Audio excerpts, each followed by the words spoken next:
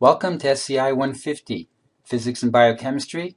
I'm Paul Caron, the instructor for this course in this coming semester, spring of 2013. This video is just a review of the syllabus and the Blackboard materials, and also to give you a heads up on the readings that you should look at before we meet on Monday, January 14th. So the first thing that we're going to look at right now is the syllabus. So you're going to get a copy of the syllabus in Blackboard. I am not bringing any to class, so please make your own copies. The syllabus looks like this. This is my information for the room and so on. And these are my office hours right before class, but I'm also available through appointments. The text is this text here, Fundamentals of Biomechanics. However, it's not for sale. I'm not asking you, do not buy this book. It's going to be available online. It's a free book online, and I thought we'd try something different. Rather than you spending a lot of money on a book that you probably won't use after this semester, we're going to try using this online.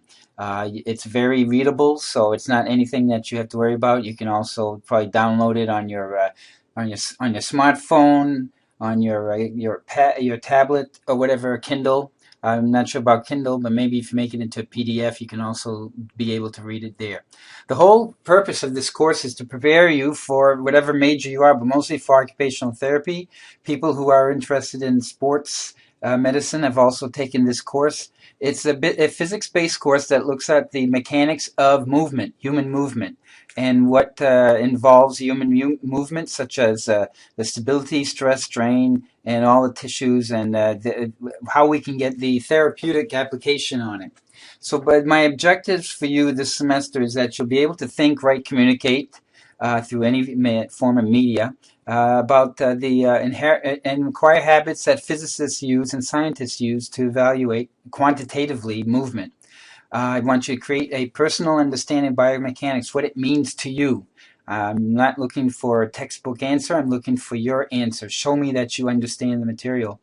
And you'll also be able to explain and predict observations in biomechanics. A lot of this is observation.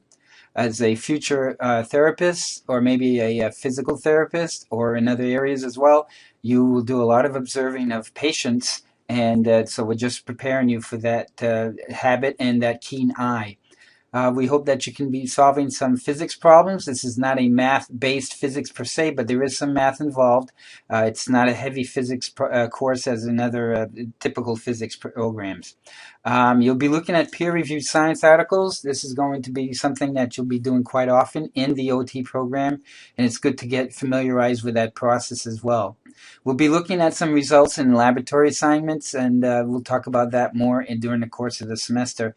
And as a semester-long project, and you will be partnered, you will find your own partner, but you'll be doing a semester-long project that you will present to the class as a whole in May. Actually, no, I'm sorry, in April. And attendance is very important. There's no excused absences. It's part of your grade. And you show up, you get an easy 20% for the whole course. Makeup, there's no late work accepted, but we can talk if you have a problem. But all work is due on the required date.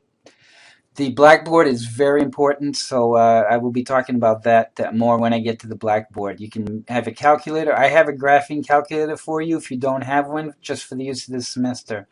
Here's the information on the support. There's a possibility of storms this semester, so the best thing to do is to either get the information sent to you by the school, or you can call at this number.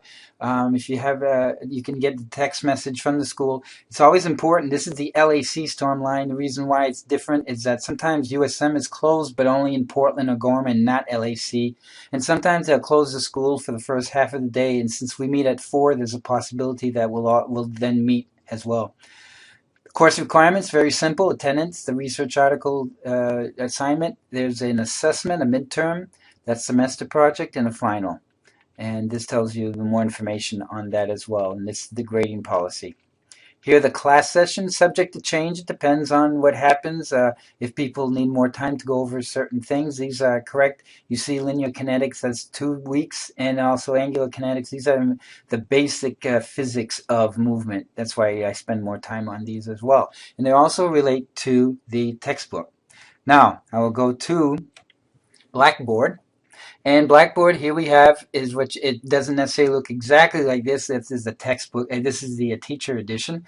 But there's the syllabus here, and you can click on the syllabus and get the link and open it up, and you get exactly what I just had. So the syllabus is there, and look at it often. The announcements, I'll put announcements up. There are none right now. There will be after this message. The textbook is right here. Here's the textbook. This is a hot link right here, right on top. And if you click on, you get the textbook. And it's filled with wonderful things. So everything is needed. Even the pictures and diagrams come out very clear. So we don't need a hard cut. If you want to print this out, you can. But there's the textbook right there. And I'll talk about that in a minute. Going back to Blackboard, there's some readings. And every week, I'm going to send you a video. That's the plan. We'll see how it works. But the reading is for Monday. And I know you're probably looking at this late. It's not a problem. It's just to look over Chapter 1 in the text. And when I mean that, I don't mean you have to sit down and highlight everything. It's just an overview of what biomechanics is. But there are some interesting questions that you should be aware of on page 21. So the assignment, the reading assignment, is to look over Chapter 1. I'll look at that in a second here, and be ready to discuss the review questions. So here's the textbook. Here are the review questions on page 21, and these are the 7. You don't have to write anything, but just be prepared to participate. That's what I'm looking for in the class. You're going to be a person who's going to work with other people. It's time for you to speak up and let me know what you think. And so there's ways of doing this is to review the chapter. Here's Chapter 1. And it's got a lot of information, and not necessarily all of it. And the tests don't, I'm not asking you to memorize anything, by the way. Tests are open book, open note. They're to show me that you understand things. So again, it's just what is biomechanics and why do you need to learn it? Things about movement. A lot of it has to do with sports.